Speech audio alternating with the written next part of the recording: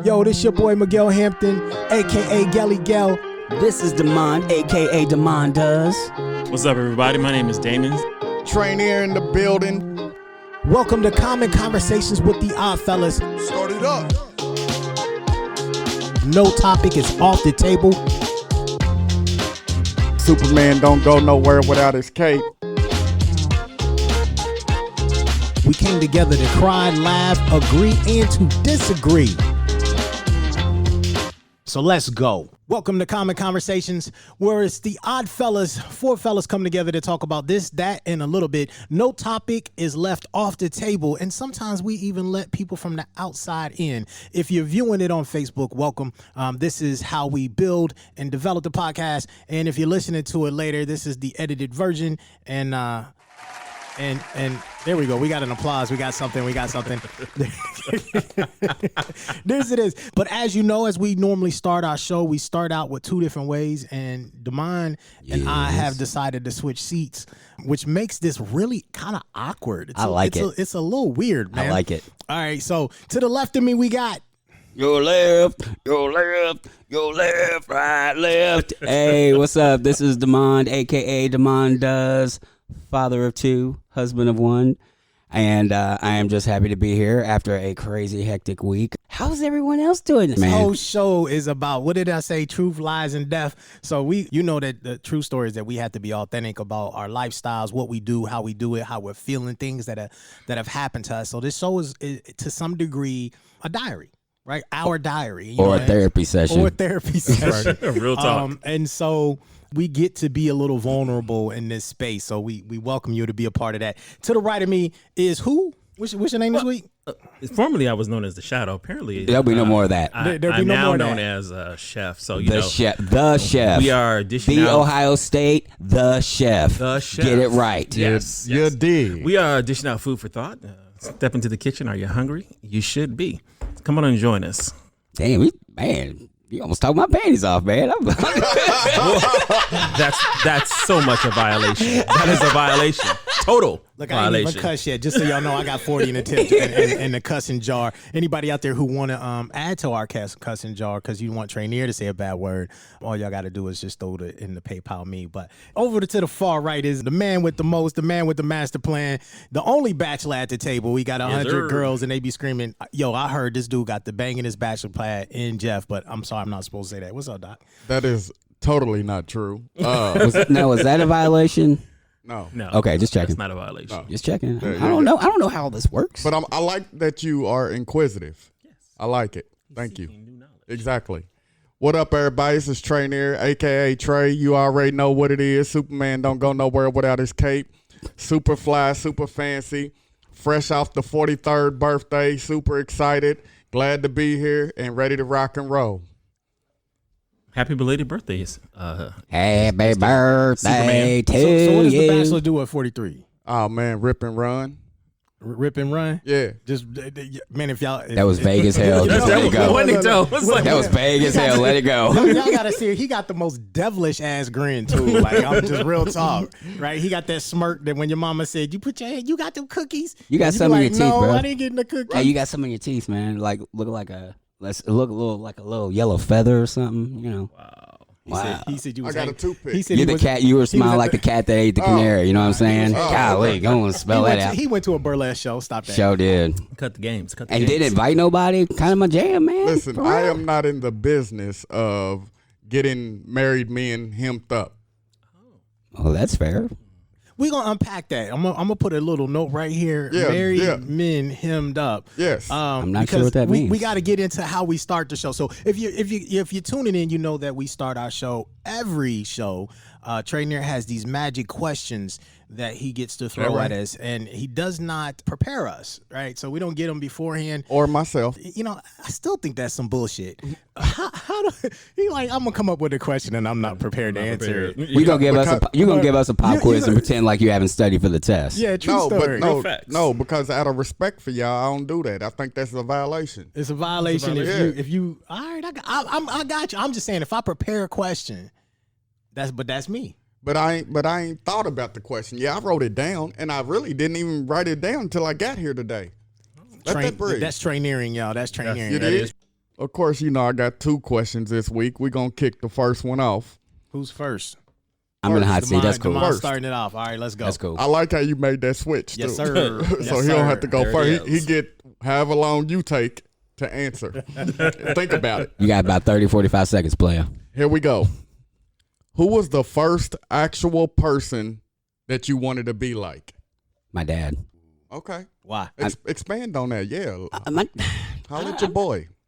I think that's something that all boys do anyway, but he's the first person I consciously wanted to be like, just because my dad he was always in control. He's very, at least outwardly, unemotional. He's very in control. He's always surveying what's happening around him. And my dad's always been a bigger than life presence, which is probably why I overcompensate the way I do sometimes. People are drawn to him. Right. And I wanted to be like that. Like, Yeah. you know, I was always the smallest kid in class, and my dad's about 5'10", about between 225 and 240. He's a stocky dude. Right. And so, and most people didn't meet my mother because my mother worked during the day, dad worked the night, so he was at the games and all that stuff. When people saw me, I was, you know, a little stick figure, not much more so than I am now, and and people would see my dad and be like, wait, and because it just doesn't look right, and I would hear invariably, so what happened? And so, you know, drawing that kind of attention, I always wanted to draw that kind of a positive attention. That was one of the reasons why I wanted to be like him. Right. Dope. I like it. I like like that. it. I like that a lot. Miguel, Real talk. real talk. John Dillinger. I want to hear the answer. I want to hear I the wanna Break hear this shit. down. Here we go, y'all. I know it's going to be good. This is probably the most excited about a Miguel answer I've been for a while. So, yeah, I'm ready for this. John Dillinger was like the dopest bank robber in history, my opinion. Okay. Right? This is going a different direction, ladies and gentlemen. Oh, where did you think this was going to go? Like, I grew up loving money. I feel you. And it was the greatest gangsters of the world who had all the bread. You know what I mean? Rockefeller was a gangster. I don't care what anybody says. That dude straight up killed people to get what he wanted. But I digress, because I didn't want to be like Rockefeller. I wanted to be the guy who was robbing banks across the country and getting away with it. I remember when I was really little, my dad was kind of a little crazy. We used to be in a certain part of Pennsylvania, and there was this bank in this town. And when I was probably, 7, 8 years old, we used to sit up on top of the mountain and watch everybody who would go by the bank and how long it would take to get to the next town and what route you would drive to if you robbed the bank, how to get away. And I don't know. So those little crazy things happened when I was little, and it stuck with me. And so by the time I got to middle school, I started reading all these different crazy books, and I stumbled upon John Dillinger's biography. Okay. And the craziest thing is what caught me or got me was he faked his own death. Basically, he hired a dude. The FBI was coming after him. Wow. He hired a dude to dress up like him, to go into a movie theater to watch a movie. And when the guy came out, the FBI killed him. Wow. Damn. And so they was like, yo, we got him. We finally got him. The most infamous bank robber in the country, yada, yada, yada. We squared him up, blah, blah. So years later, they get this letter in the mail, basically, and they send it to the FBI and says, you didn't get me. I'm still alive. Dang, that's rough. That's you know hard. what I mean? So by the time I got to the end of the book, I was like, bruh, that's a mastermind. You did. That's a Real dude talk. that looks at every level, every layer, every step, and understands what it takes to get to a place. So yeah, my first person when I was little, who I wanted to be that's him. Later on became a couple other people, but Facts. they were similar. Okay. Like I like Attila it. the Hun and a couple other folks, but Okay. I digress. Let's go. The chef. That's a good question. I've been sitting here thinking about it, because I didn't grow up with my father, so I didn't meet my father till I was an adult, actually. Interesting. So growing up or looking at my father as someone I wanted to emulate just didn't exist for me. I think the first person I actually wanted to be like was my Uncle Ray, because he's a pastor, he's a family man, and he allowed me to come into his home at a time when I was desperately in need of a father figure, and he became that for me, and it was like breathing to him. I was one of his boys, like one of his sons, and he showed me what a good God-fearing man can look like, what a good father looks like, what a good family man, what a good husband. He, even though it was a very brief window of my life, he modeled those things for me. So my Uncle Ray was the first person I wanted to be like. Okay. I like it. That's I cool. like it. I like it. For me, the very first person that I wanted to be like, you know, I don't remember the exact age, but I remember it was an award show, like the Grammys or something. I don't know, one of them. I remember seeing LL Cool J, and I was gone. I was gone off L. Like, oh, man, look, this is what And then I later learned I couldn't rap. So, you know, I didn't have bars. I was like, Sometimes well, it just be like that. you know, on to the next guy. Yeah, LL, you know, everything about him was cool. It was fly. You know, I mean, who didn't want me? And he got all the chicks. Like, who didn't want to be LL? I remember when I was little, and you know, LL would come on, and the girls would see the little bald head, and he'd be licking his lips, and they just go wild. Yes, sir. I mean, I didn't want to be LL, but you know, maybe going bald a little easy. yeah. Let that breathe. Yes, Let sir. that breathe. Real talk. And he always had a hat on. A true story. Let that breathe. And them little beanie joints, I call them little head condoms. Yeah. But yeah. Yeah. So I hear, and I've never fact checked this, but I hear, so we'll say rumor, that he gets paid extra for like film and TV if he has to take off his hat. Oh, that's dope. That's how you know your brand, bro. Real talk. Like when your brand got power, that's some dope shit. Yeah. Especially for something that small. Like, Yeah, well, like, is he subconscious about it, or maybe. Who knows? I didn't know if you happen to know. But I did hear that. I heard that like maybe 15 years ago. There are more ridiculous things out there. Yeah, You for know, sure. so. For sure. That's an excellent question. Excellent answers. I like it. Question number 2. Let's go. We back at Damon.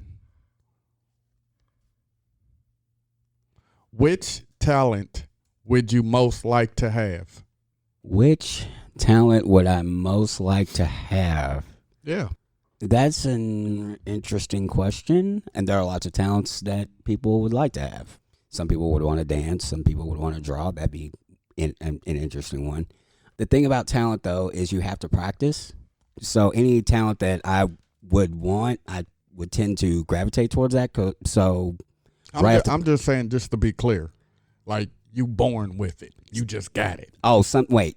Did I misunderstand the question? Ask the question again. I may misunderstand you. My apologies. He said, what shoe do you put on first? The backwards one or the left one? Let that breathe.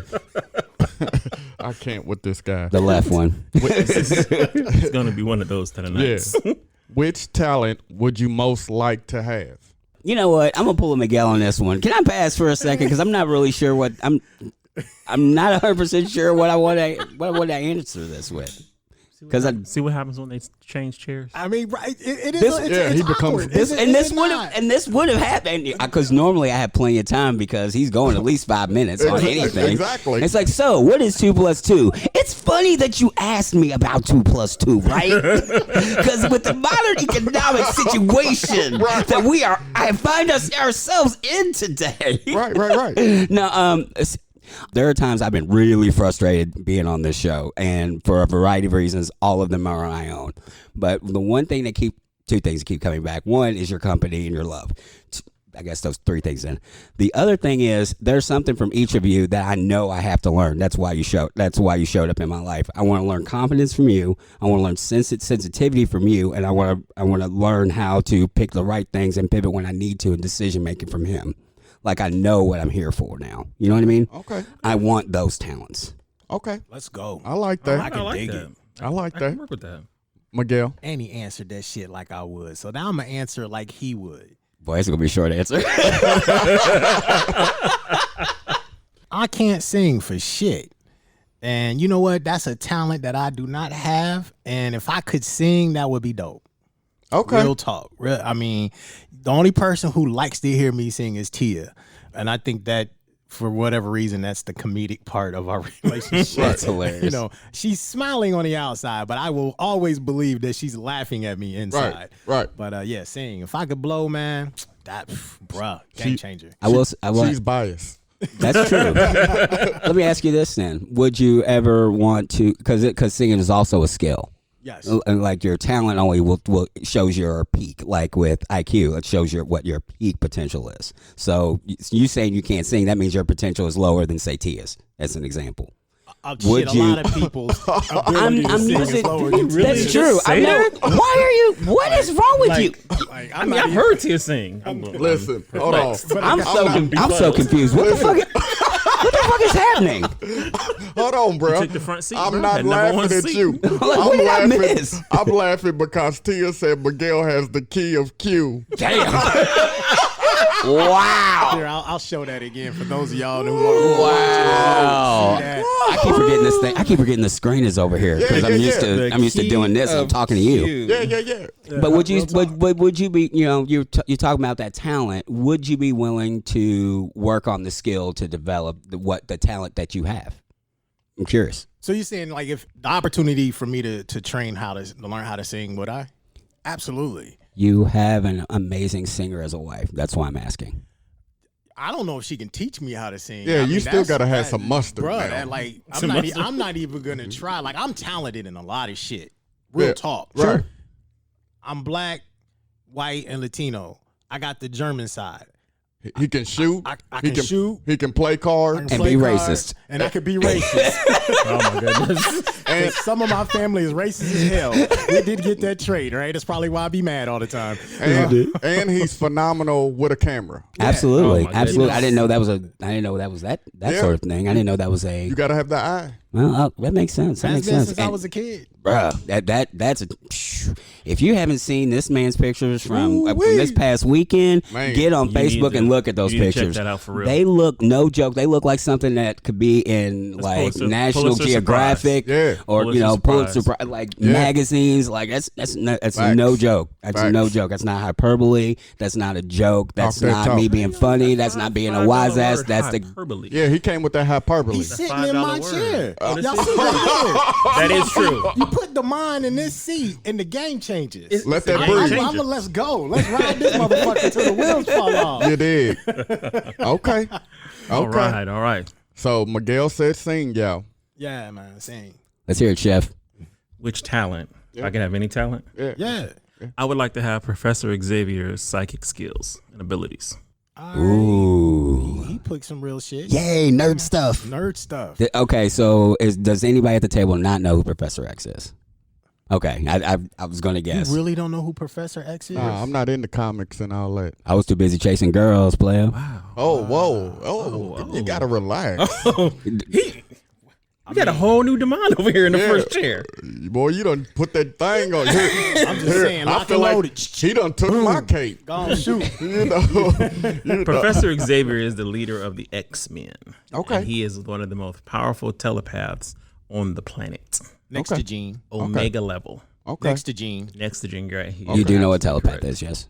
I'm being a He wise can ass. read- Telepathy? Yeah, telepathy. Yes, Yeah. read minds. Okay, I just I didn't know. Yeah, I'm with that. Yeah, I'm pretty smart on If that. I could have any talent, I'm just saying, It shit's would be happening today, y'all. I mean, that real talent. talk. If you out there listening to common conversation, this Okay. shit is wild. But it's a whole like new it. show. I like it. And you, my friend, So, Good answer. you know, this dude over here, 2 spots from the left of me took my answer. oh, okay. And I said I was going to say singing, so I'm going to say singing. Okay, I'm going to stick with that. But yeah, if I could blow though. man. Now, I'd write a half a dozen songs. I already know what they would sound like if I, honest to God, could sing. ooh, wait. Hey, listen now. I got to keep it 100. We said when we started this, we would be authentic and true. Let's go. And y'all know I'm 43 now. You old. You And running with it. I don't have any kids. True story that you know yes, of. I did hear about that. That you know Your of. mother Right. today. Ain't nobody Calm came. down. Ain't nobody Right. came knocking on the door yet. Exactly. Well, ain't no yet. Calm down with the yet. Nobody's claiming daddy yet. Right. But if I could sing, I probably would have 10 kids by now. Dang. Really? I ain't gonna lie to you. Are you cuz. just saying you're just that's not being irresponsible, right? Yeah, it's irresponsible. Okay, just checking. Yeah. No, what he's saying is if he could sing, the quality of his women would step up. So like he'd get a Rihanna and Whoa, he whoa, whoa, whoa. automatically let that slip. That's not what I'm saying. That is not what I'm saying He said right you there. gotta See, relax. you added a little extra Miguel's into in the there. salty chair. What Maybe I'm- that's the salty spot. Good But grief. I would be whining and dining them if I could sing. So if you would sing, you would pay for dinner instead of them paying for dinner. Wow. That's not Damn, no. did you really? No. Just break it down. What you saying? What I'm saying is I'm singing them draws off. Oh. So now I was okay. I was with you. I'm just trying to. I was break with it you. down. Now, to be clear, it is irresponsible. It is a little reckless. Yes, said But I it'd don't be care. reckless. I don't care. You know, he gave me the gift. You were honest. Yeah, I respect that. I gotta be honest. I respect you know. that. If I was If- single, I probably would have said the same thing. That right. Absolutely. I'll I've been add a little drinking. bit to mine. If I, in real life though, if I could have any talent, I would want to be able to play piano like Mozart. Ooh. At the drop of a dime. I can play, I've written songs, but to be able to play like Mozart, to be able to just create, to take a piece of music and hear it one time and to be able to elaborate it much better. Just have the piano abilities of a savant. There it is. Wow. Okay. There it is. I Well, heard an interesting story about Mozart a couple days ago. Actually, his dad wrote the book on like composition and tested all his theories on Amadeus. And so he had, by the time he was writing his more famous symphonies, he had already written composed 200 songs. I don't know, just Right. random. I've been finding Right. talent plus hard work equals. yeah, success. Let that breathe. Let's get to it. Let's have a podcast here. You know, How we gonna What do- the hell are we doing for the last half an hour, man? Let's have a podcast. That's why Nikki on here on the Facebook like, what the hell is y'all wrong with y'all? you know, we Like, just except she was talking about draws and not just quality draws, but draws all the same. There it is. well, first off, everything I do is quality. Message. Let that breathe. Let that Yeah, breathe. like, you gotta relax now. I'm just saying. Well, we should have that. That's before we jump in today's actual topic, but that should be a topic we should have. Quality ass. Okay. Like we should invite a couple ladies on, whoever, right? Randoms, and talk about what is quality ass. Like real talk, because I hear women out here, they be bitching and moaning sometimes, like the dude didn't hit it right. But then I also know there be some lazy ass women. Bruh. And Oh, my and so God. there's that conversation whether it could be good or bad. Well, listen. I'm not showing up that But I know day. Listen, you got to. Brother, I am playing. Let me You gotta I say am be here playing. I am in playing the number one seat. I am playing hooky that day. to your point. To your bruh, point. like real talk. I just had this conversation a few weeks ago with my mans, and I was like in his lady, and I kept saying, "There's levels to this." Absolutely, You know, I Definitely. said, "Now I do have a gift man said he got a gift. That- I'm not gonna debate you. that I can look at, a chick and say, oh, I bet she got This Billy D over here, y'all. she got that fire, yeah. that thing." But how you know she got that thing, and then she just lay there like, Well, in my time, okay. How do you know? He's 43. yeah, I'm 43 yesterday. Okay, 43. Yesterday. Thank you. 43 years of training. Yes, 100%. Traineering. Trainer, Thank you. 43 years of Understand the trainer. Yes, sir. So I've had some experiences, Poor and Nikki. and I would say that in my gift, I've only been wrong a handful of times, maybe 2 or 3 times ever, Okay. where I'll be like, oh, she looked like, and it turned to be the other thing. So Respect, man. I didn't have, Facts. I ain't had a whole lot, but I had a lame duck or two. But again, you know what? This is part of the show. We talked about it. Lies, truth, Quack, quack. and death, right? So this is This is it right here. Lies, This is truth, lies, and death. this is absolutely the show, y'all. Welcome to Common Conversations. If you're watching us on Facebook, if you're tuning in later, this is what happens when you have a stressful ass week and the 4 of us come together. Right. And apparently don't need anything to be any deeper than it already is in the world. Ain't that the truth? Nose deep. Nose, Right. right. He over here Right. nose deep deep with his fingers to his nose, smelling himself. Let's go. I am pretty. Wow. I am pretty. You better recognize. See See what happens when y'all change seats. Man, You're right. welcome. Man, Let's go. So you know, whole new game. We need to know. We make sure Damon is always pointing west when we got in game. hey, listen, he's got his A game today. Don't you he, know, though? You got your BJ Armstrong popping today, baby. I tell you, it has been a trying week. Different challenges presented to different people. We've had some ups, we've had downs, we've had things we celebrate, we've had meetings, we've had discussions, we've, just moving and shaking. And also, just for the record, I turned 43 yesterday. So, that part. Yeah. So that part. So we're gonna throw this out there. If you want to, you can send anything you would like to Tranere, 1611 East Main Street. Did New you just Albany, Indiana, 47150. This is our studio. He will accept all gifts from the beautiful women out there in the world. No dirty draws. Please clean them first. He don't like to smell stinky. That's a I'm fact. just saying. So, but if you Real want to talk. throw out birthday gifts, you're more than welcome to The Bachelor. That's right. This week's topic is truth, lies, And death. and death. Because that's what we facing in this world, right? Yep. But that's our everyday existence if we really want to accept it. 100%. And Right. so, so those of you who are listening and watching, one of the things that we do is we come together before the podcast and we throw around titles and concepts of the things that we want to talk about. And to be honest, we give ourselves very little room to research Right. what we're going to discuss. And so we were just tossing it around and say, here it is, let's go. Right. Right. So one of the topics we discussed, or should I say we kicked out there, we just threw it up against the wall, is, and I love the topic. I'm, really grateful for this conversation. But if you only had 6 months to live, true story. Real facts. what would you do? 6 months to live. And so I thought that was an interesting topic because it's really, if we really want to be honest and forthright, it's really talking about the now. Yes. What would you do right now Yes. if you knew January 1st, 2021, it was over? True story. I mean, because the reality is this. We don't know when time is up. Right. And one of the things that we do in our conversations is about how do we move forward, right? What's our lateral movements? What are our goals? How are we going to reach them?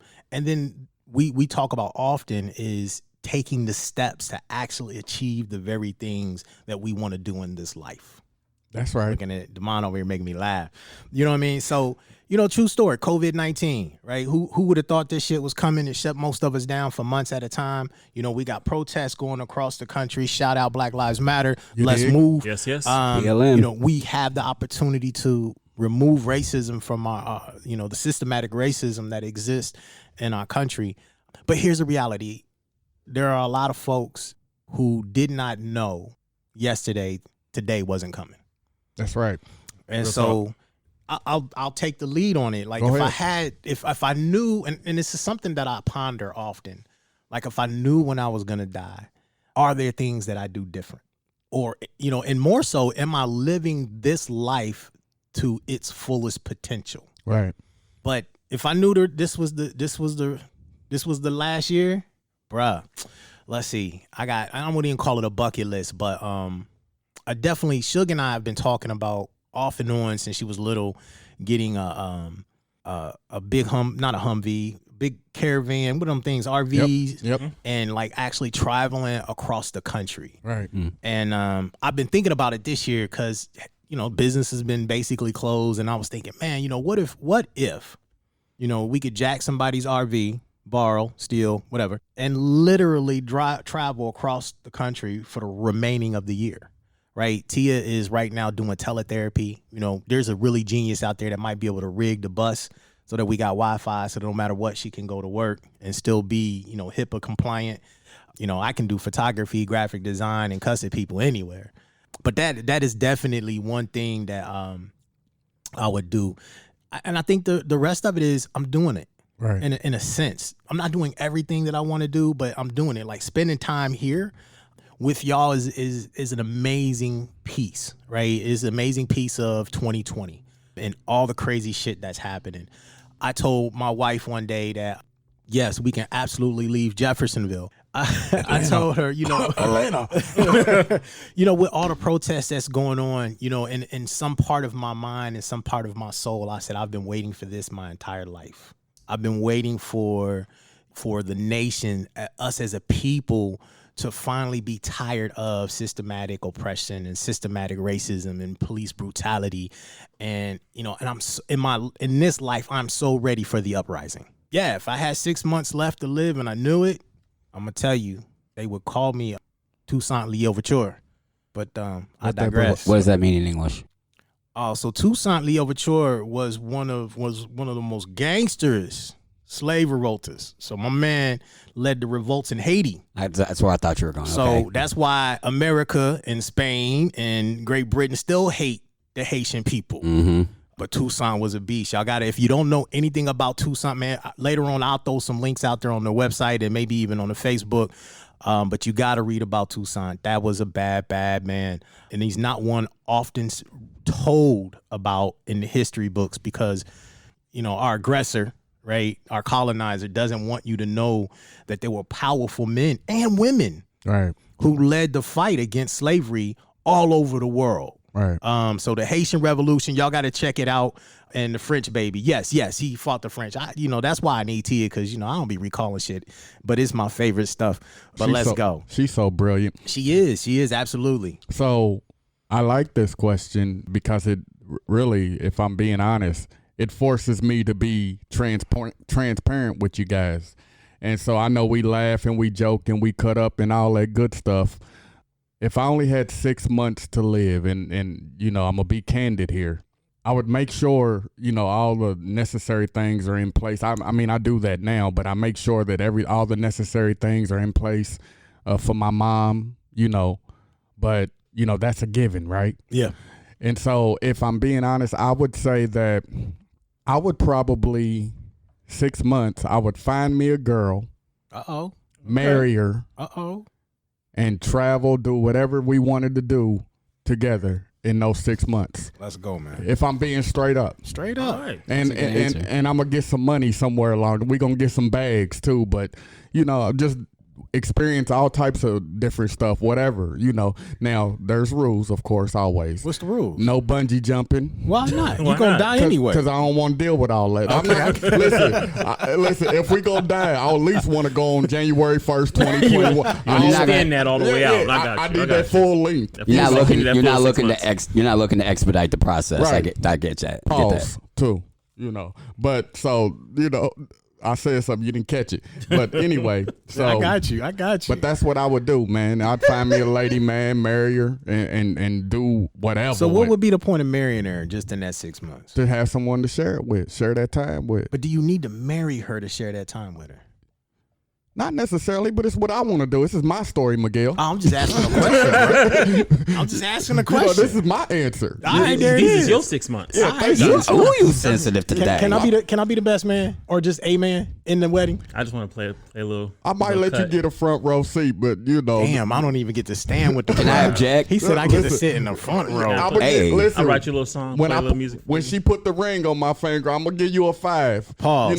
This motherfucker said when she put the ring on his finger. Yeah. Don't the guy get a ring too? I gotta love Tranere. Yes. Yes. Thank you. Yes. Married guy. But he getting the ring first. Right. And this is going to be more expensive. She's going to propose to him, and she's going to have to use 2 months of salary to pay for the ring. Hey, look, real talk. 6 months, I ain't got to pay for the ring. That's a good point. I'm going big. Big diamonds. Finance that thing. I ain't even financing it. I told you who my favorite people were. Oh, I'm going to get them things. I only got 6 months. You can't stop me, bro. You gonna be on the run for 6 months. Hey, wait, at least you doing things. Got the caravan, got my family. We going in. We shooters. Right. There it is. He said we going in. I can't stand Everybody in the family can shoot too. I can't stand Every one of them. Yeah, let that breathe. I can't stand Nikki. Nikki said, and leave her. That's a rough 6 months right there. We trying to end on a positive note here. Real talk. Sounds like a good time, though. Right? Real talk. All right, who else? But yeah. Let's go. I have no idea what I'm going to answer with this, but I did see a comment on here from David Head. It said, "Wish I had the motivation and inclination to do just that every day. To live like tomorrow might not come." Man. I just thought that was really cool. It's like, right? Like I'd probably spend that 6 months trying to do that. You know what I mean? Because I'm pretty much other than my day job. Everything would be roughly the same, and the reason I wouldn't want my day job is so I could spend more time doing the stuff I already want to do, and that I already enjoy doing. Spend time with my family, spend time with you guys, fostering relationships. There, as an example, there's a lady that I hadn't seen in. Oh, wow, it's been years, and she's popped up in my mind over last couple days. We did a one of those landmark forum seminar self improvement seminar type thing. She's a super cool chick, and I haven't seen her in years, and she keeps popping in my head. Like I would want to reconnect with her just to see how she's doing, like stuff like that. Right. It's kind of what I did when COVID hit. I was like, this literally can all go away. Like I start calling up Brandon, be like, "Why are you calling me? Just shut up and say hi to me." Right. That's right. I mean, I would spend the next 6 months doing that, and probably chasing my wife around the house. Got you. Right. So. Chasing he be wanting to chase the wife around the house a whole lot, man.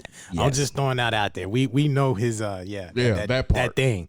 I have an agenda. I have an agenda. But, but I think it's interesting what David said in the sense that, he wish he had the motivation, right, to do the thing. Right. And, I would challenge anyone who's listening, to find the influence. Don't look for the motivation to do it. Right. Find the thing that's going to influence you to wake up every day tomorrow and do exactly what your desires are. That's right. Keep it legal. 100%. Please, because we real talk. don't want you to hurt nobody. We want you to be here tomorrow. But, because here's the reality. We don't know when we're going to go. All right. God didn't promise us, or whatever you believe in, didn't promise us anything. Right. So we have today with the hopes of being here tomorrow. Right. And every day that we wake up, man, you get an opportunity to do just that. Everything that you want to do. That's right. Right. If you want to tell your boss to kiss your ass tomorrow when you wake up, do it. You know why? Because you can get another job. Don't be so stuck in this life trying to achieve shit that don't amount to nothing. Right. We chase money in this life. And one thing everybody talks about is you can't take it with you. Right. You know what? You can go get some bread, buy some land, buy some houses, right? You can leave that to your children. You know what I mean? Oh, I want to chase my wife. Let's go. Do I want to chase my girl? You better stop. So those of y'all that are listening to the Common Conversation, my wife is on Facebook and she said, "Do I want to chase her?" She know how to chase, jump. So to your point, I once heard a quote. Go. It said that, and I don't know who the person is, and I might paraphrase it slightly, but it said the best time to plant a tree was 30 years ago. The next best time to plant that tree is today. Yes, sir. That's a go, man. Yes, sir. Look at you. Yes, sir. So let's go. If whatever those things are that you want, let's go get it. That book, that podcast, that cookbook, that cookbook, that restaurant. Breathe. Everybody tells you to wait. Oh, it's going to take time to do something. Right. Right. So take your time doing it. Well, okay. Time is relative. That's why I don't wear a fucking watch. Right. Because most motherfuckers are too busy looking at the watch, watching time. Let that breathe. Right. I'd rather spend my life using my time, not worried about what time it is. Right. Right. So when I get up and go to work, I go to work when I want to. Right. If I call you back, it's because I call you back because I want to. That's right. Right. My goal, and I'm done, COVID-19, fuck you. But my goal of not having debt, make sure that I do not have economic shackles attached to me. Man. So that I can live the way I want to live. Right? This dude just said a word. Can you repeat that, please? I don't want nobody to miss that. The economic shackles. Yes. The reason I try to stay in my attempt to stay out of debt is so that I do not have economic shackles attached to me, so that I can live the life that I want to live. I don't have to have the fancy cars and the big ass houses that make you stuck chasing something. Wow. Money. Wow. Right?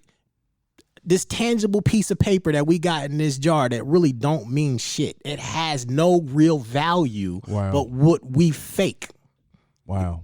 And the agreement that we agree on, that Yeah. with rules that we didn't even Nah, we didn't even help write. Not We at didn't even help all. write them. Right. Not at all. You know, we find out. You know, because I gotta throw this plug, right. Breonna Taylor, rest in peace. You know, Yes. we're looking in the newspaper the other day, and it finds out that Breonna may have been killed because she's in part of a development side of the West End of Louisville, and they apparently wanted some buildings and some apartments removed, murdered due to economics.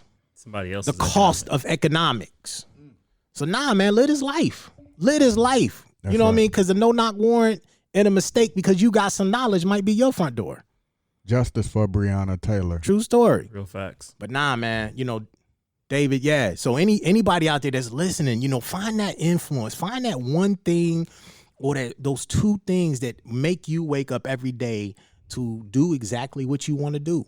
We know for Tranere it ain't bungee jumping. No, Not at all. Or no boats, no cruises, none of that. No water, Boats, nothing. cruises, Yeah. water. No, I don't do water either. But you know something I learned not long ago. You know, all of that is true. You know, the next best time is today and all of that.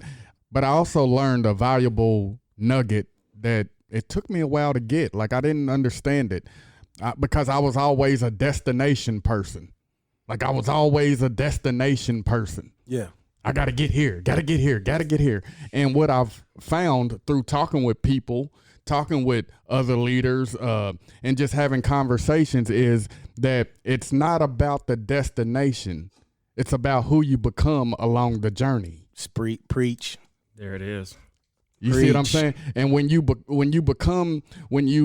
just had a conversation before we started this about, you know, your income is not going to outgrow who you are. Who you are. And so if you want higher income, that's the destination, right?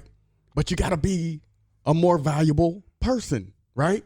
So that's who you become. Or take your value to someone who values you. That too. But if you don't value yourself first, There's another message. Absolutely. Yes, sir. So how do we gain value in ourselves for those who don't have it?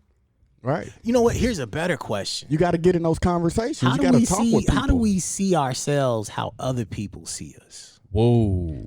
I actually have an answer to that one. Go. Oh, I was about to say I got an answer for that one too. Okay, so I was in the school of metaphysics for a while, and it's learned, you know, it was about meditation, things like that, consciousness of the mind. Right. And one of the exercises we did is we had to take somebody who we got along really well with and write everything that we like about them. And then we had to take a person we're having challenges with, All right. That's right. and write all the things that are challenging about them. Both of what the lesson is both those lists are reflections of you. The only reason you notice is because you have those traits. So to answer your question is, you see what you like about somebody, you have that. I have a friend of mine, Trish Oaks. Yep. I think she's online. She told me that. Yep. Real quick shout out to Jason Bumba. That's my dog. I love you, guy. When you see those things in other people, that means you do have them. And same for when you throwing shade at somebody for something they got. How many fingers I got pointed at That's me, right. right? I'm That's pointing right. at you with That's one, right. and then I got 4 pointing at me, back right. at me. 3 Our point. true story. The bully is the weakest person in the room. Ain't he though? Facts. Man. Man, he's got the least. She has the least self-confidence in the room. Yeah. Right. I mean, we know that. Yep. Right. You know, when we typically pick on other people, we are basically just blocking our own insecurities to make ourselves feel good. That's right. Right. That's right. Or for us to counter the damage that has been done to us, and we're just letting it out. Yes. But yeah, but I think you're spot on. We have to see, like, people see me sometimes and they be like, oh my God, Gail, you did this, and this. And I'm like, no, I'm not. Yeah. Right. Sometimes I'll sit back and say, man, I wish I saw myself That's right. the way you see me. Right.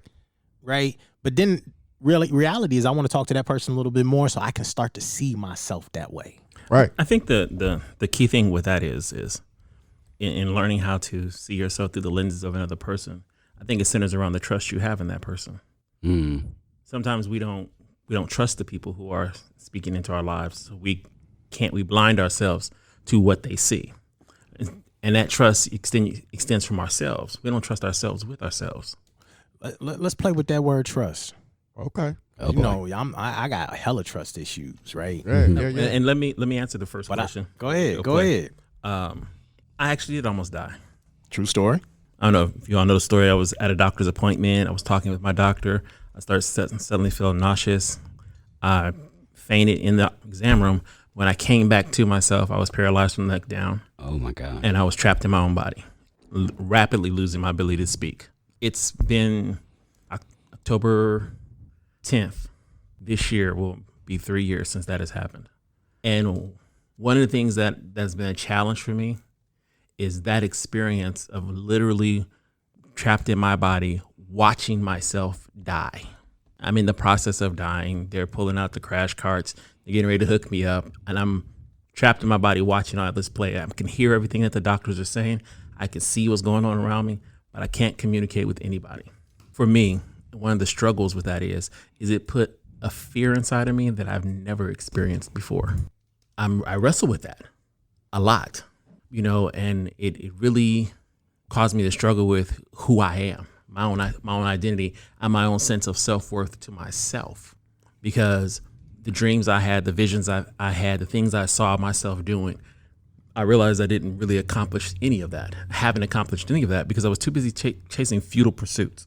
And I never would trust myself or the people who were strategically placed in my life at certain points and intervals enough to step out on faith and move in those arenas. Right. I thank God for the three of you, because here I am, and it has come back around again. I now have three brothers in my life. That's right. Who all have a unique and different perspective and purpose. And I'm learning how to trust you all. Right.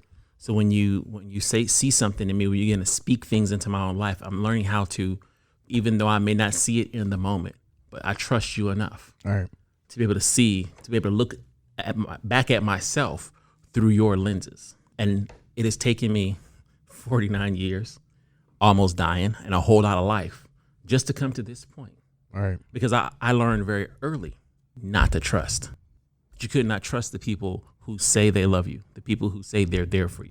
Because inevitably, they're only there for you for what they can get out of you. Right. Once they've gotten what they want out of you, you have no more value to them. Right. In growing up in that fashion, I could not truly see the true value of myself.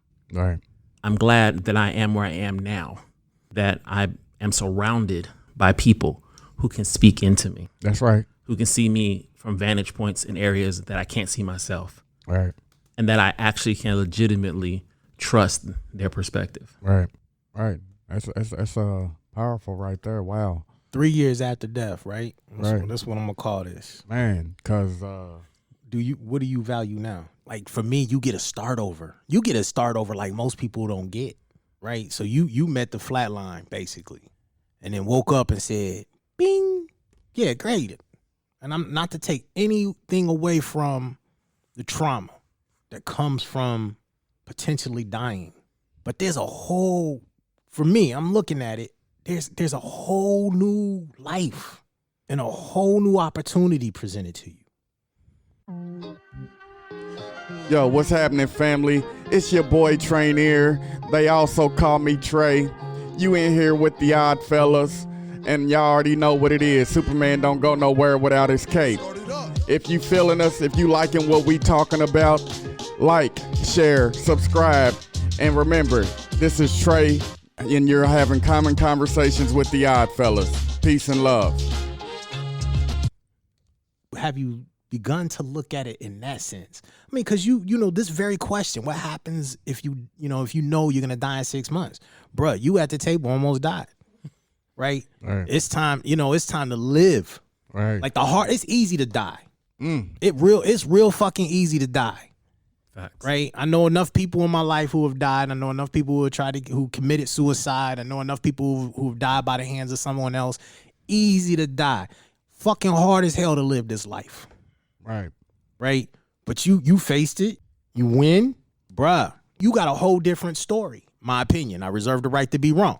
Right. No, you're right. And I think for me, and I've been thinking about this, matter of fact, all week long with everything that's going on, learning how to let go of things that I've held on to that have truly, truly weighed me down.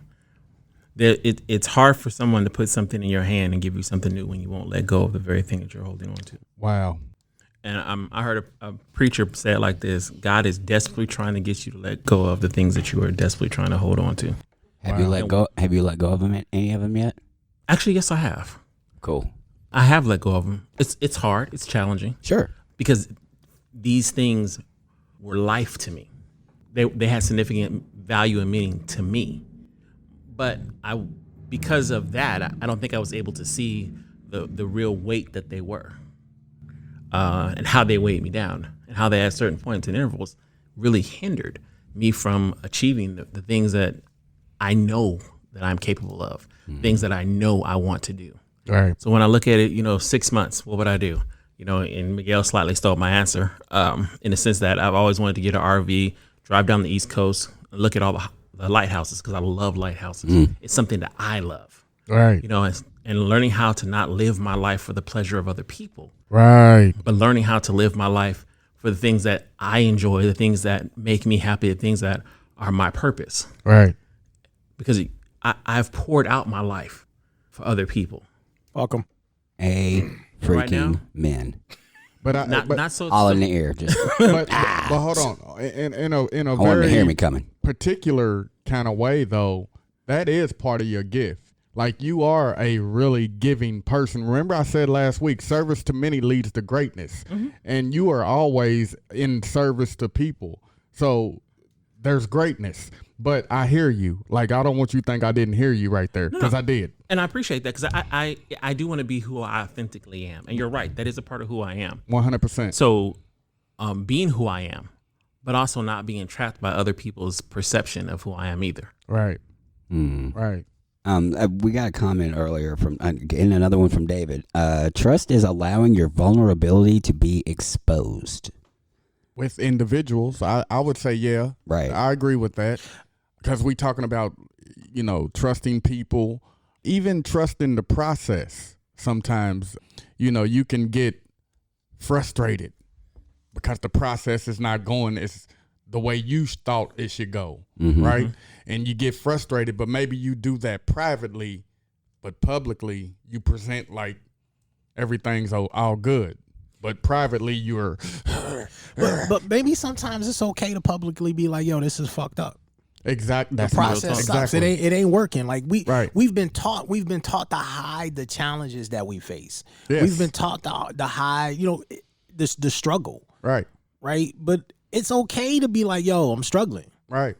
Things ain't working out. Right. I'm taking all the right steps. I'm doing everything I know how to do. Right. But I'm not reaching my place. Right.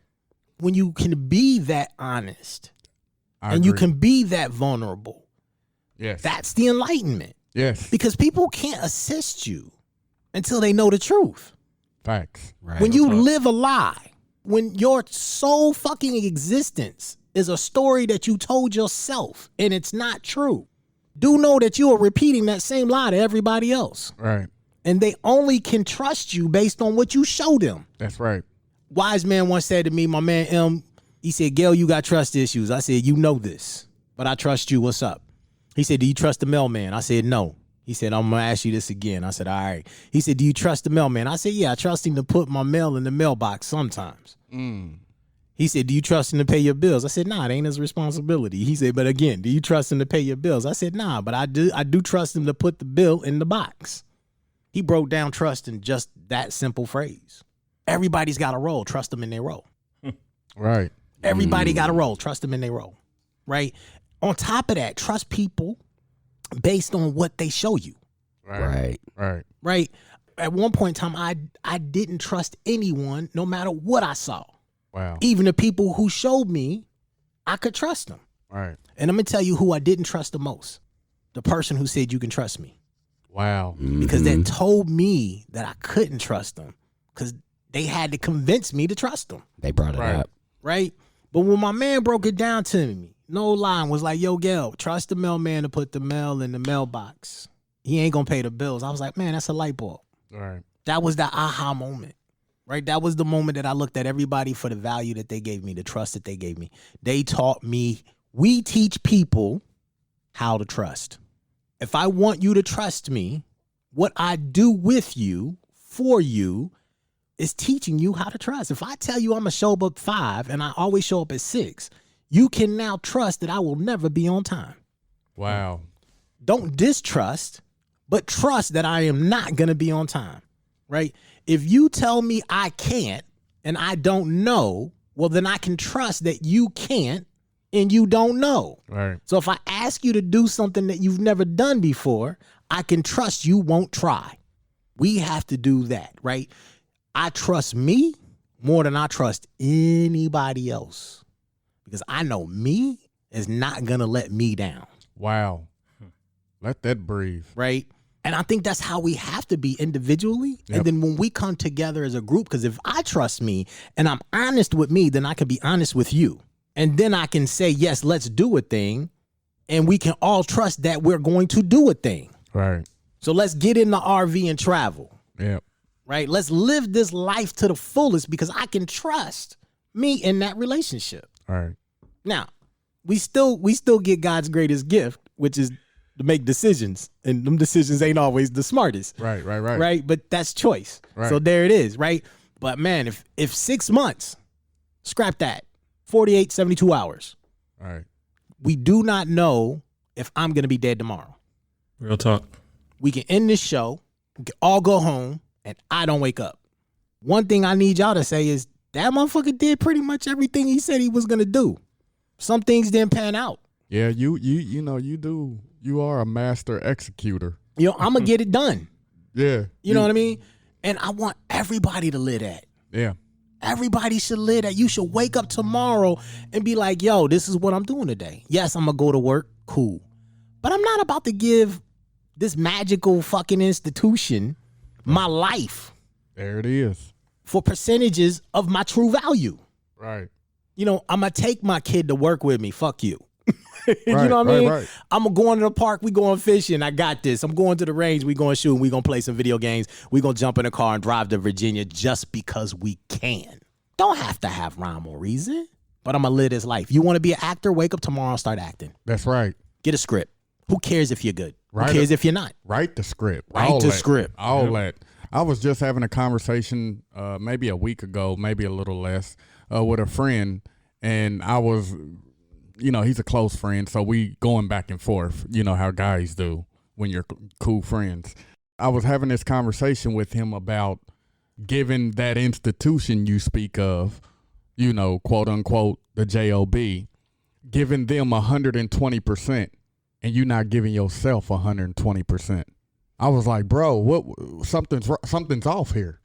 Like, no, absolutely not. Like, I cannot give a institution 120 and I don't give myself 120. Yeah, how am I going to give you my best days? I can't give you the best parts of me and not give it to myself too. No, that's a collaborative agreement in my world. Like, if I'm going to give you the best of me, you damn sure going to give me the best of you.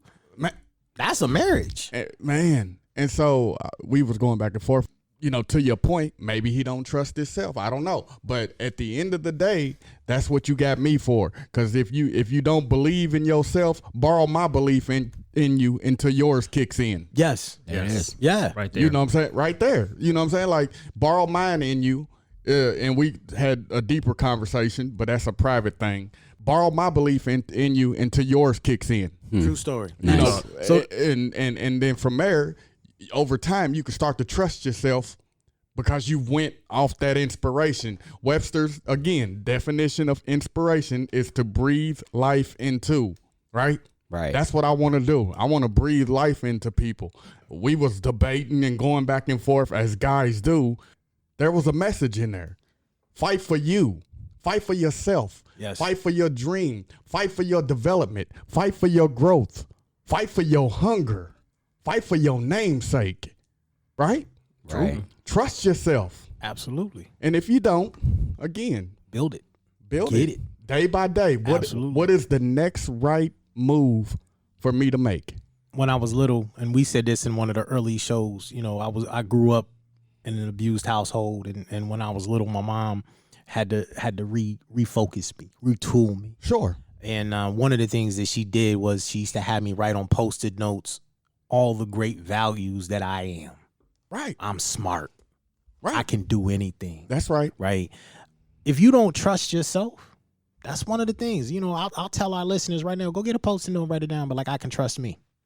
I can tell me the truth and face it. Wow. The hardest thing is facing it. Wow. I can tell me the truth and I can trust me. Wow. Right. You know, I can learn to trust others based on what they show me. That's right. Right. And that's what this whole thing, lies, trust, and death. That's right. all we have That's in a nutshell. right. We can be our greatest assets. We can be our greatest lovers. Huh? Right. You know what I mean? If we do let that breathe. Yeah, let that breathe. Yeah, let right. that breathe. With a we little choose bit to of be. lotion. I think Sometimes, you know, lotion and KY goes a long way. Oh, okay. It was getting a little heavy in here. I had to lighten it up a little bit. That's important, and I like what you just said. I can tell me the truth, and I can trust me. One of the things that flows out of that is focus. Yes. Focus, by definition, is any fine-tuned adjustment needed for clarity. I like in the old radios, they used to have the big dial on the side. If you lifted them up and under, and there was another knob that said fine-tune, it would move that dial in smaller increments. And sometimes we get stuck on how many steps we're making. No, focus. Fine-tuned adjustments needed for clarity. And sometimes to have the clarity to make the next step, we need to sharpen our focus right where we are. Right. Absolutely. Those fine-tuned adjustments. Absolutely. So that we can have clarity to make the next step and each step that comes after that. Part of this conversation, and we talked about, we was throwing around this word trust and Yes. lies, and we was throwing around the words death. And one of the things that we said to each other is, next question would be, when is the first time that you broke trust Okay. with someone? And this can be yourself. Right. It can be with yourself or an individual, and you know, without too compromising, because we public. Right. Yeah, so I'm going to answer it because it's two questions, and I'll get both of mine out the way. It's two questions. When was the first time that someone broke your trust and you broke someone else's trust? True story. Right. The first time that I can remember, and we're talking about something solid, right? We're not talking about the frivolous stuff that just be in the air. Like, that's nothing. But the real stuff, the first time I broke someone's trust, the first time someone broke my trust was maybe at 16, 15, somewhere in there. I trusted a young lady, right?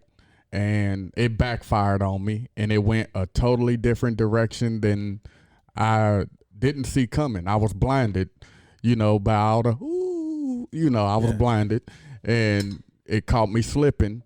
I was like, dang, I ain't see that one come. Like, it hit me like, oh, hold on, champ. Yeah. You know, like, whoa, I did. When they tell you to duck, when the trainer tell you to duck, you took it muddy blow. I took it.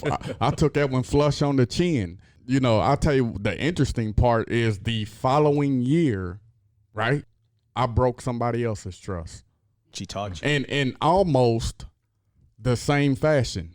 The excellent part about it, because when we talk about truth or trust, lies, and death and all of that stuff, really it's information, right? And so the cool part about that is I learned that lesson, and I've never repeated that mistake ever again. And I was 17 years old when I broke her trust. I talked about this with you guys at Damon's house when we had dinner. True story. But I cheated on a young lady at 17 years old, right? And I broke her trust, and just seeing her face, and I was like, oh, snap. When I told her, she didn't find out in the streets. I told her, right? And I seen her face when I told her, and I realized exactly what I meant to her, right? In that moment, right? And I vowed to myself to never, ever repeat that mistake ever again. And I haven't to this day. And I just turned 43 yesterday. Let's go. All right. 7777. But that's a whole nother conversation. and so Them laws. Yeah, 100%. The law 7. Y'all need to look that up. Exactly. But I guess you could say I learned it the previous year and then turned around and execute. I don't even know if that's a cool excuse. Like, I just took it on the chin. I was out of pocket. Yeah. Like, ain't no point to think. I was just wrong. I was out of bounds. You know what I'm saying? I was in violation. And you human and you grew and you learned from it. Right. And I think that's a beautiful thing. 100%. story. Never even got close to repeating that mistake ever again in life. Our flaws make us better in life. Facts. You know. Facts. And it speaks to your character. Yeah, yeah. But I seen that face and I was like, oh. And I was like, I don't ever want to repeat that mistake again. And I'm the cause of it. I don't ever want to see that face on a lady again and I be the cause of it. Yeah. I wasn't good with that. I was crippled. Got you.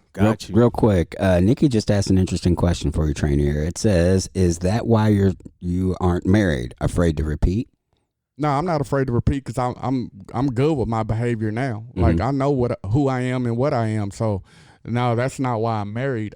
I just think I'm very particular about who I connect my name to. Like, I'm even like that. Even the football coach that I coach with, one of the first thing he said to me is, "Hey man, I know you ain't great coach with everybody." No, I'm not, because I'm not great connect my name to everything. Like, I can connect my name to Miguel. I know who he is. I know what he's about. You know what I mean? I've spent years before we did anything as far as business-wise, before we did anything together. Like, we talked a lot. True story. I got to know Damon. I got to know you over this process. And one of the things that I know about you is that you always mention your family, right? I was listening to a podcast a few weeks ago, and the guy said, you might be a 6-figure earner. You might be able to go out here and make money and do all these amazing things, but you suck as a husband. But you suck as a father, right? So are you really winning? Right. And one thing I know about you is your family is top of the line for you. I've learned that over these weeks. And so, no, I know who I am and what I'm about, and I'm not afraid to repeat those mistakes or anything. Like I said, I don't even get close to that. But I don't even put myself in situations where that could even be people say, oh, yeah, it just happened. I tripped and no. That's not you. It's like, oh. I'm just not buying it. Like, I'm a guy. I'm just not buying it. If you knew 6 weeks ago you wanted to hit it. Just fell into the girl. So, yeah, you know what I'm saying? Like, you knew 6 weeks ago you wanted to hit it. Splash. How did I get in that? Oh. But at the end of the day, no, that's not why I'm not married. But I am very, very particular about who or what I connect my name to. So. Respect. It's crazy because I think about trust in that relationship. My forge in life in the beginning was built on distrust. Yes. Right. So I was taught to be dishonest, trained to be it, beaten in some degree to be ambiguous. Right. So I guess I tell the story two ways. Right.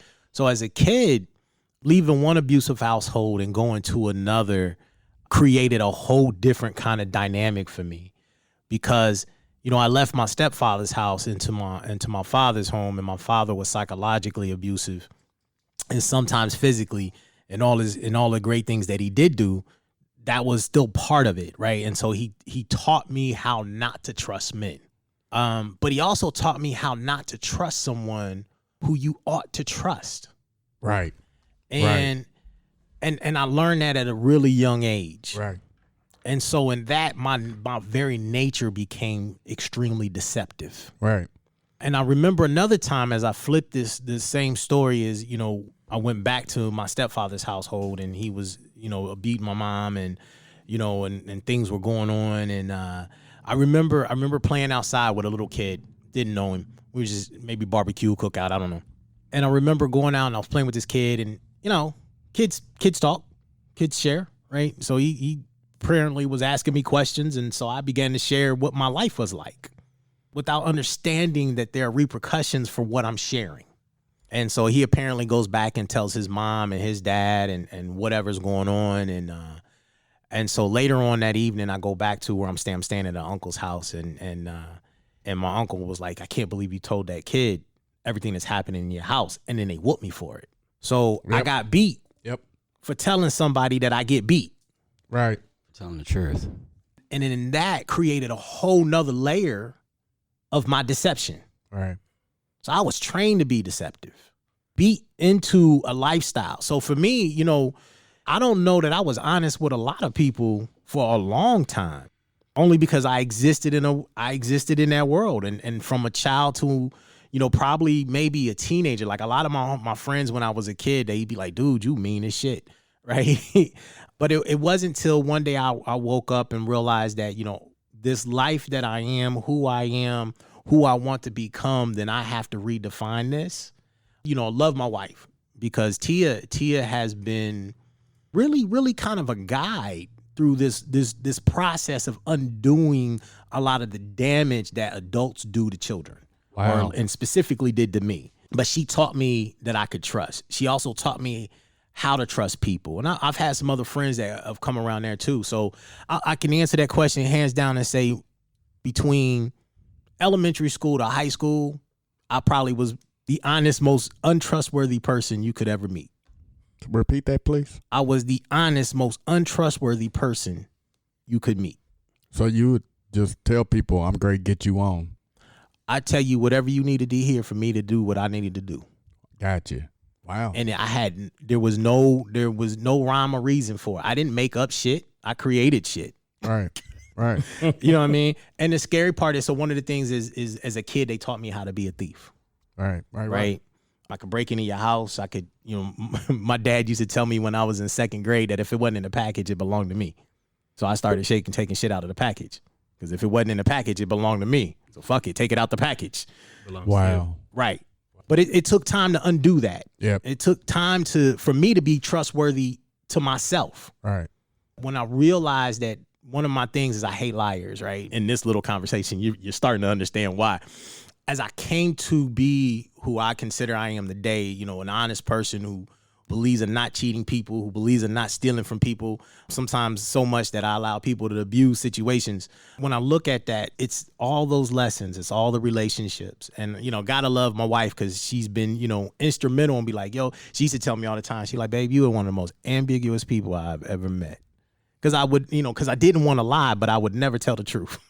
Yeah. You know what I mean? Yeah. But yeah, so those are my first times. Those are, you know, but since then, life as an adult is a different thing.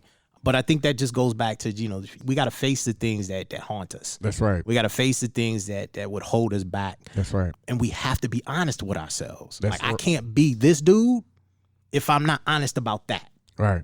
Right? I got to play my role because at some point, we had these conversations sometimes in the family where we talk about surviving trauma. Mm-hmm. Right?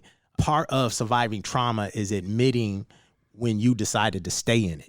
Parts of it is not your fault, but at some point in time, things become a decision. Mm-hmm. And this is just my ideology and my opinion. Right. You know, and when I decided not to be that thing that they created, right, I get to be me, but I had to be honest with it. It's interesting how much our lives parallel. I hear about yours. I recognize things in my own. Because I grew up in a household that I now realize was very hostile to the very thing that I was. Because I heard the statements, I could have been this if you hadn't been born. Damn. I could have done this if I hadn't had you. Wow. I heard about the displeasure that was felt because I was born and I was a boy and I wasn't what was wanted. Right. I remember you saying that. I've come to a point where I have forgiveness in regards to the situation, but I do realize and can recognize how it shaped and molded my ability to trust women, because you're telling me one thing. You're telling me your life could have been so much greater, right, different if I wasn't here, but you continue to keep me here so that you can have that emotional kicking stone. Now, don't get me wrong. I love my mother, but this is my life. So I also learned how to be very ambiguous. I learned how to tell just enough of what was going on to not make it look like a lie, even though it wasn't the whole truth, you know, because in the vein of keeping up appearances, because there were times we were homeless. There were times that, you know, my sister was in the hospital. We didn't have a place to stay. I would sleep in the car. My mother would go and stay in my sister's room. She'd come get me in the morning go into the hospital, clean up in the bathroom, and go to school. This was my life. I learned that I cannot trust you with my life. But at the same point, I have nowhere else to go. I remember this is the first time I'm going to say this out loud, I guess. I came to a point in the 9th grade. I was tired of the abuse. I was tired of the mental and the emotional abuse. I was tired of not being wanted. I was tired of praying every night, God, just let me wake up and be a girl. And I knew I would be loved at that point. And it came to a breaking point for me, 9th grade. And we were in this 4-room house. We all slept in one room. I woke up in the middle of the night and I was just done. Walked into the kitchen, got the biggest knife we had in the house, and stood over the beds of my mother and my sister. And my sheer plan was to kill both of them and kill myself because I just didn't want to hurt like that anymore. This was the absolute first time for me that I've experienced the presence of God as I knew it. I grew up in the church, and it was just a very calming sensation. It was almost like a light shone around me. And as I stood there, I just began to cry. And after I don't know how long of a time I stood there, but then I just went, put the knife back in the kitchen, went and got in my bed and went to sleep. Woke up the next morning, nothing changed. It was the same thing. But within me was a degree of peace. It is taking a lot for me to get to where I am now. And I credit key women in my life. My grandmother, my youngest son's mother, my youngest son's grandmother, as well as his great-grandmother, my Uncle Ray, who enabled me or taught me to see women in a totally different light. That's right. And without these people strategically placed in my life when they came into my life, I would probably be dead today. Wow. You know, like I said, I woke up, nothing changed. High school is trying. Attempted suicide twice. Came close the second time, close in the first. And Angel, my wife, she is amazing. You know, your wife, I've known you all for 10 years and we've talked over time. Women who have come into my life and shown me that I can trust them with me, that they're not out to destroy me. They're not out to take from me, and be able to see how they want to give and how they love. So I think that's how my trust was broken. And out of that, I lived recklessly for years. I ain't gonna lie. Reckless. Wow. There it is. And, you know, really operate out of a mindset that, you know, I want you to hurt as much as I'm hurting. Wow. So I'm going to identify a thing that you want most and give you a piece of it and then take it from you. Got you. And that's just how I lived, being able to look in the mirror at myself. Right. And be able to honestly identify what's really there and not afraid anymore to see and understand who I am. You know, being transparent, have had and have those conversations with my sons, because, you know, I was not a father to them in the way I needed to be, or nor in the way I even wanted to be. You just mentioned about when did you decide to stay in it? Realizing for me that it was more comfortable to stay in that place of distrust because I knew all the players of the game. I knew all the moves and I could make them, than to strive to get out of it. And that's where I was for a good portion of my early life and early adult life. Got you. Wow. Teah decided she wanted to jump in this joint, and so we want to see if she's there with us. And Hey. what's going on, lady? Oh, can y'all hear me? Yes, and they can see you too. Oh, awesome. Hey, odd fellas, how y'all doing? Hey. Cool. I don't have anything. I just kind of wanted to be in the room. He did just hit it with the hey. Well, welcome. You feel, you know, for those of y'all who are listening to the podcast, Teah is our local own LCSW, and so she corrects us, and she's also our historian And then mother. who keeps us on path. And so sometimes, you know, the silent text message or the poke from Facebook, you know, comes from that world. So thank you for chiming in here. You speak at will. Damon, what are your thoughts? You know, you want to jump in here, brother? About trust, my brain works in weird ways sometimes, and I went from trust to teamwork, because you have to have to for a team to work with the football player in the room, especially the quarterback. that's a great example. It's the only reason I really like football, to be honest.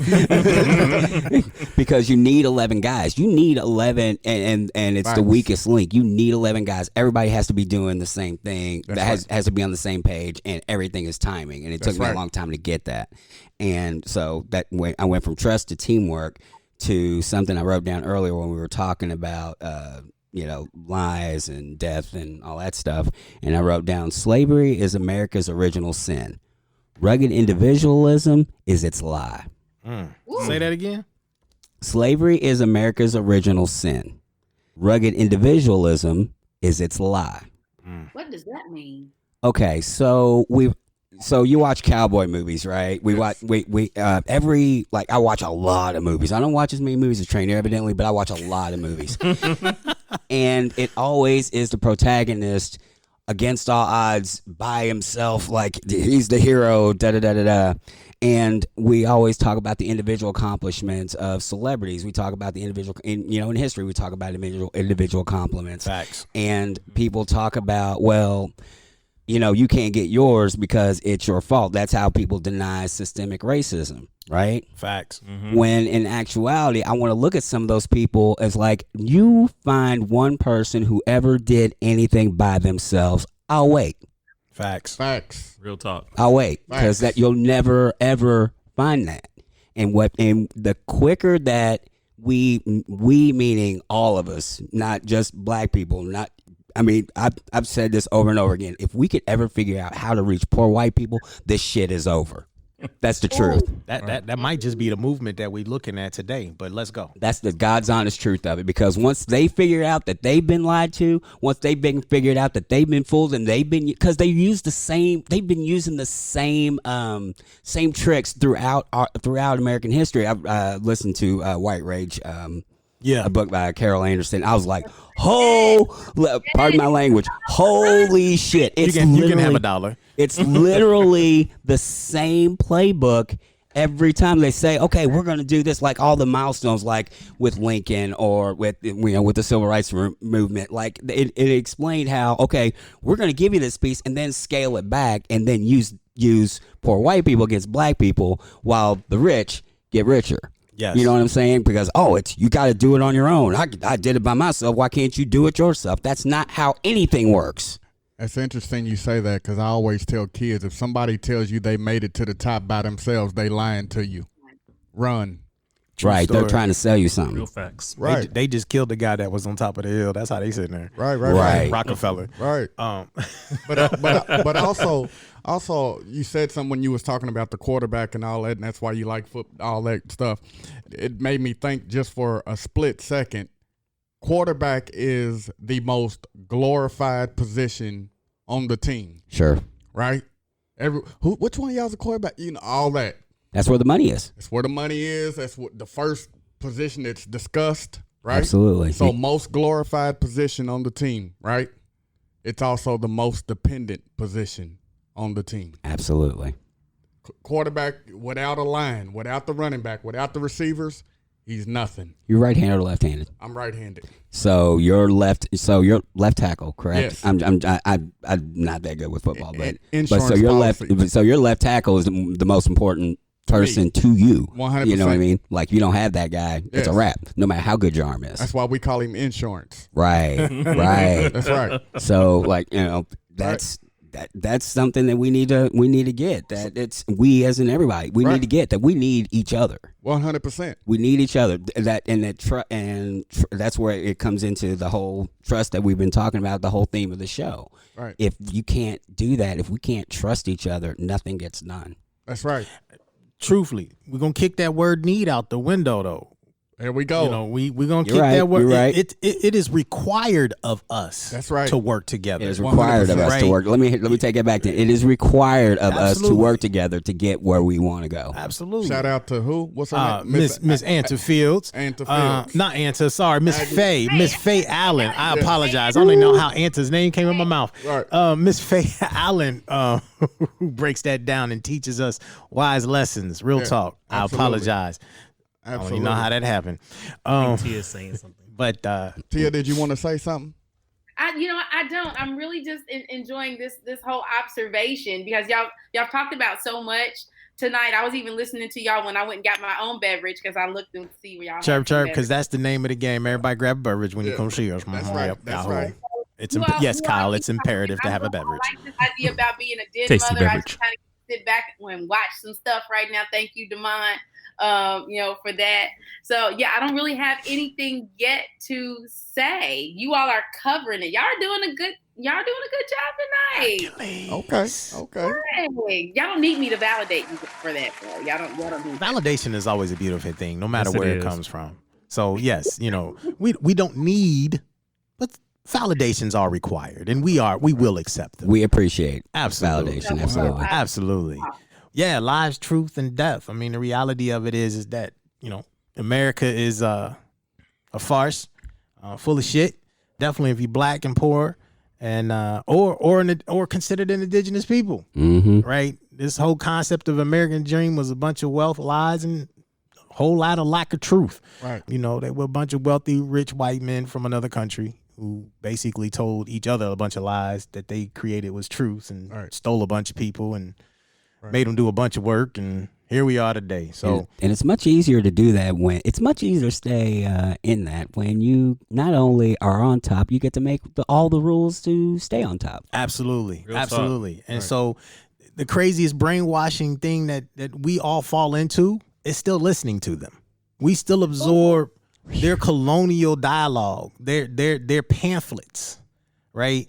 Every commercial that runs on television, the whole banking concept, the whole concept of government to some degree, this two-party system alleged, right?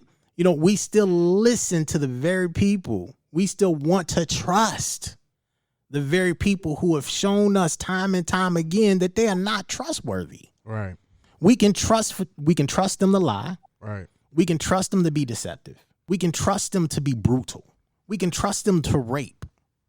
We can trust all the things that they have showed us time and time again, and that they showed us. Rest in peace, Breonna Taylor, David McAtee, George Floyd. They show us every day how to trust them. Should we? Hell no. Right? I know that if I get pulled over, it's likely I'm gonna die. That's what I can trust. That's what I can trust. I can trust that our political system was never built for anyone who is black, brown, or poor. Correct. I can trust that. Right. I can trust that the economic system took gold, something of real value, as they raped it and pulled it out of Africa and told the rest of the world that this piece of paper that we put God we trust on is more valuable than actual elements of the earth. We can trust that what's said and what's actually done are two different things. True story. Don't sign a treaty. Native Americans, indigenous folks know it true. Say that, baby. What'd you say? What did Tranere say? Say it again. I said we can trust that what's said and what's actually done are two different things. You're right, and I think that's how we live. Like as I was listening to Damon's story, as I was listening to him kind of process that, it really pinpoints how it is that we decide how we are going to survive. So, around the ages of what maybe 7, 8, 9, I'll just keep it real simple. We make some real solid decisions based upon experiences that we've had about how we are going to survive people. And I often see this country in that way. Like Miguel used to get on me all the time because I used to say, one thing that I learned, and it was not only from society in general, but, also at times from my parents, was how to make sure that white people felt comfortable. And that is how I have really survived. Is they like how we run, they like how we dance, they like how we sing. I sing. And I don't mind that. I really don't. Guess it's one of the gifts that God gave me. That's right. But I also know that it's something that has helped me to help people get comfortable. And so what I can trust about and I love Miguel's definition of trust. I can trust based upon what you've done over time, because trust is consistency over time. That's right. Trust is consistency over time. If you a liar, I can trust that you gonna lie. That's right. If you a thief, I can trust that you gonna be a thief. because consistently you have been a liar and you have been a thief. And at the same time, if you're a person who has been a giving person, I can trust that you're going to do that too. So my response many times had been to adjust myself according to what it is that I trust about you. I don't know why I got into that tangent, but there was something about what you said, Tranere, that really just kind of triggered some, if not all of that. So I'm sorry if I got you all off track, but yes. No, that was excellent. That was excellent. As you all were talking about trust, I want us to not forget the depth of Maria's statement last week about the system isn't broke. It is doing we can trust that it's doing exactly what it was designed to do. Yeah, true story. No offense, that didn't land on me. It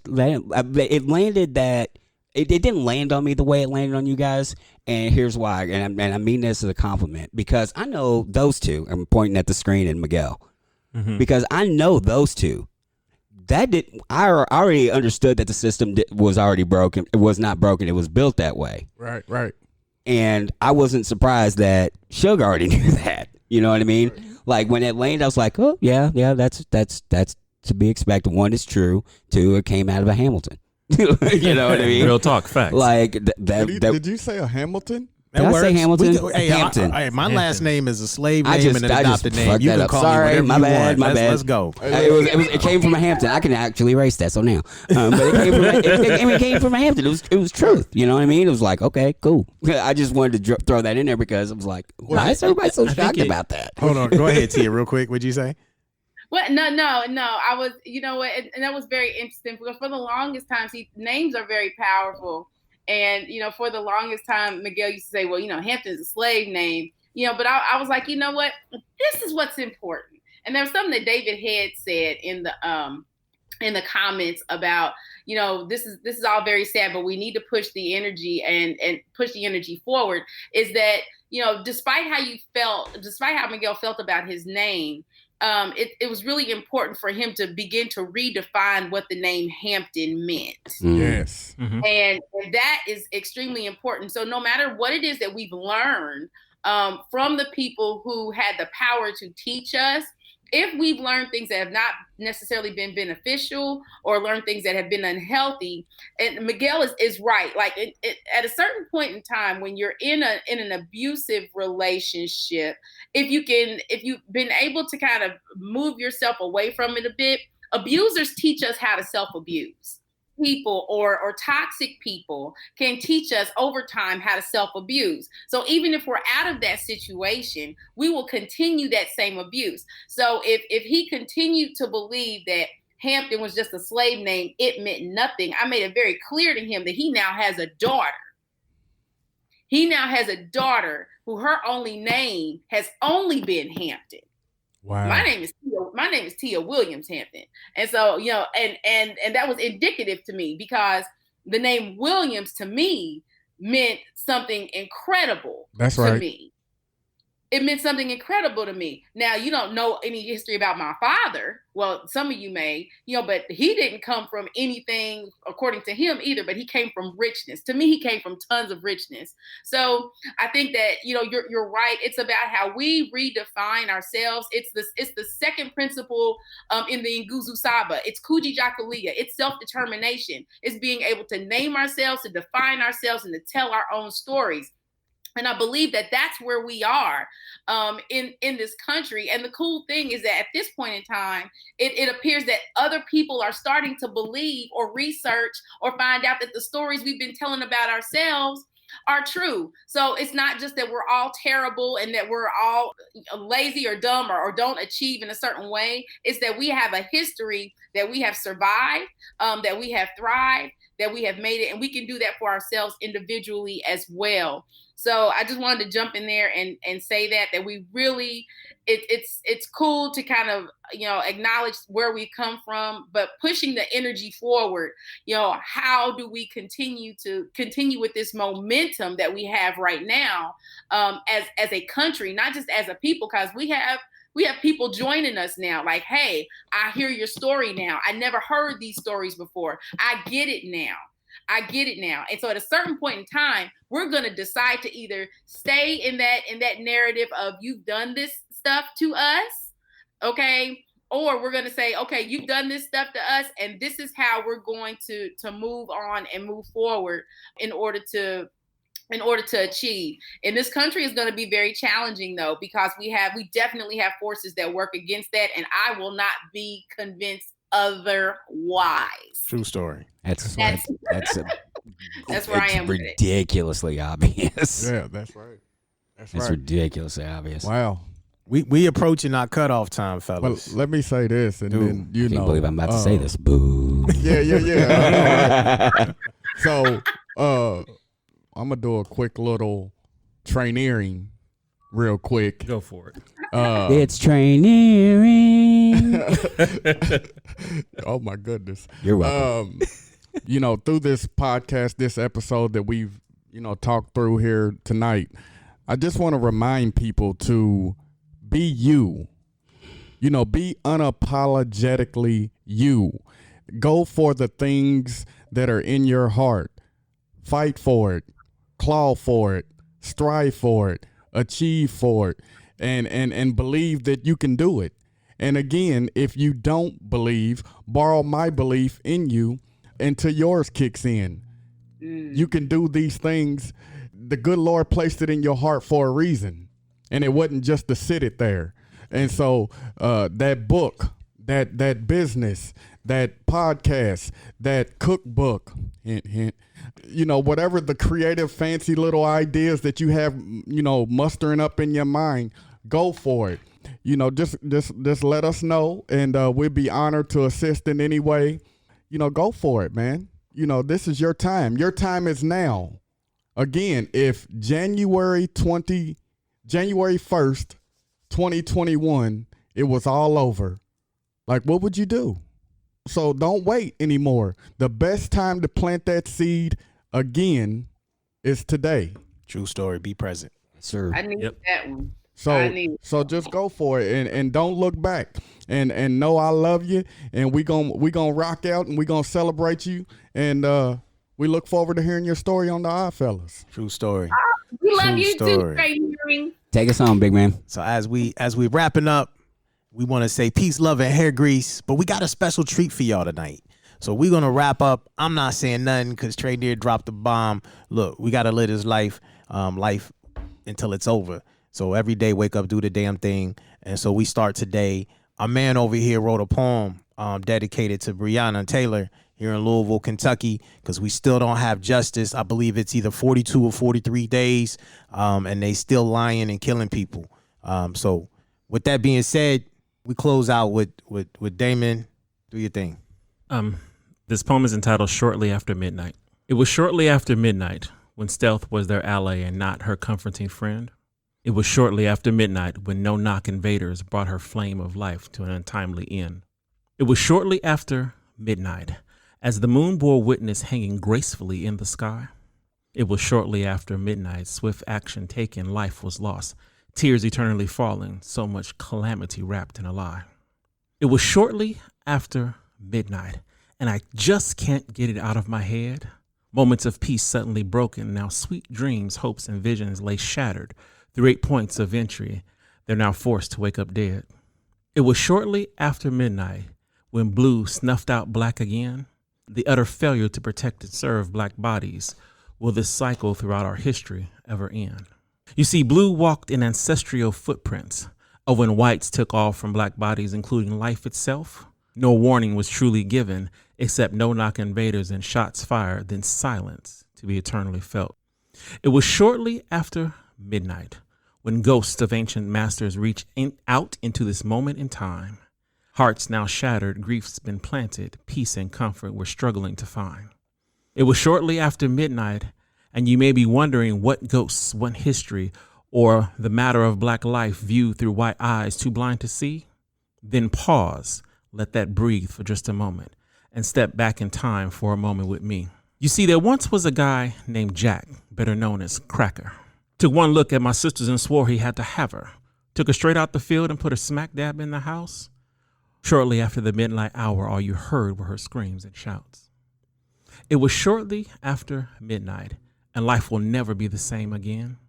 Familiar songs echo throughout our history. Black lives lost, no charge given. Blue life walks to breathe again. It was shortly after midnight, as the moon would be forced to bear witness again. This time, not black bodies from trees swinging, but by 8 rounds, this body now sleeping. In memory of Breonna Taylor. Y'all let that breathe. Let that breathe. This is Common Conversations. We appreciate y'all whining and dining and drinking with us. We'll see you next week. Catch us on Apple, Spotify, and a few other places where you can download the podcast. We'll hopefully have this bad boy edited and ready to rumble in the next couple of days. Thank you. We appreciate you. Peace, love, and hair grease. Pick me up a tray, staring at the homeless man. I'm one check away, barely turn the TV on. Ain't nobody doing right to make things worse. They want to take away our rights. Power for the dollar, greed to kill us all. Money for a war that could feed us all. In God we trust. They kill me with that saying, government, office, dominion, quit playing. Power to the people. This is Gelligel, and this is Common Conversations with the Oddfellas. If you like the podcast, if you like what you're seeing on Facebook, go ahead and hit that subscribe button, share and or like. And if you're really digging it and you want me to keep throwing money into the money jar, that tip jar, go ahead and hit the donate button. You know what? It costs to make this thing happen, and we didn't ask you to pay to listen. But I am now. Let's go.